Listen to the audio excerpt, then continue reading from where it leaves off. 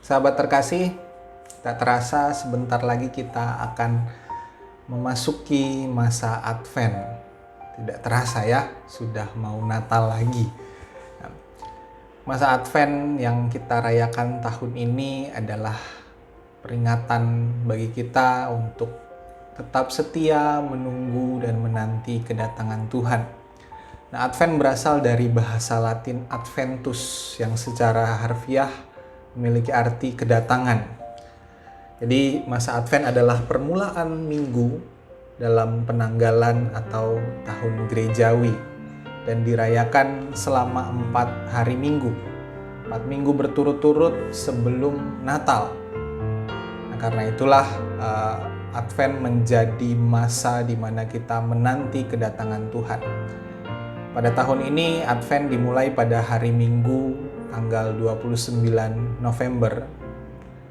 Advent pertama hingga Advent keempat nanti tanggal 20 Desember. Dan terus akan kita maknai sebelum kita merayakan Natal. Saudara, masa 4 minggu itu disediakan bagi kita untuk mempersiapkan diri menyambut kelahiran Kristus serta menyambut kedatangan Kristus kembali. Umat Kristen memahami bahwa Kristus memang telah datang ke dunia, tetapi Dia akan datang kembali suatu saat nanti pada akhir zaman. Maka peringatan Advent selalu memiliki dimensi masa lalu dan masa depan, yakni penantian akan kedatangan Kristus sebagai manusia melalui kelahirannya yang nanti kita akan rayakan pada hari Natal. Di situ kita memperingati kedatangannya di masa lalu. Dan juga Advent adalah penantian akan kedatangan Kristus kembali.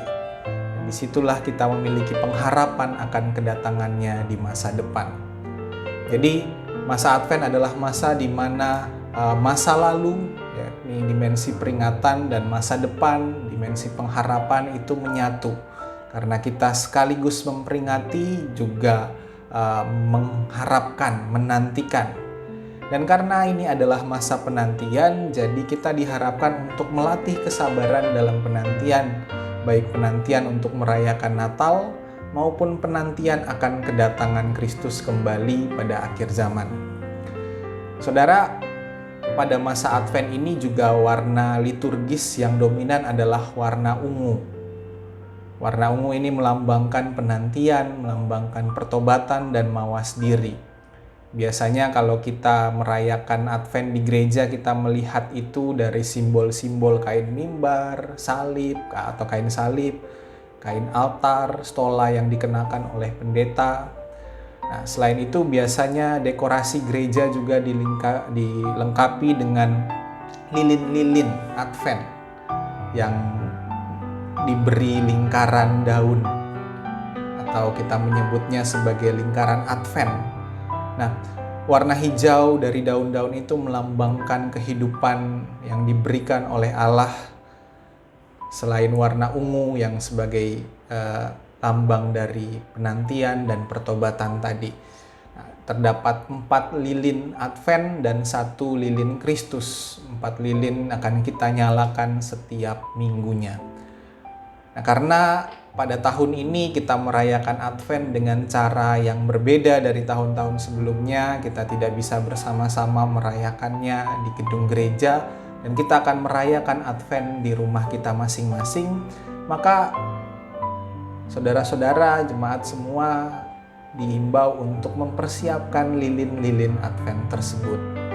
Ya, tidak harus lilin yang bagus, yang mahal, tetapi persiapkanlah 5 buah lilin, 4 lilin yang melingkar sebagai lilin-lilin Advent, dan 1 lilin Kristus yang berada di tengah-tengahnya.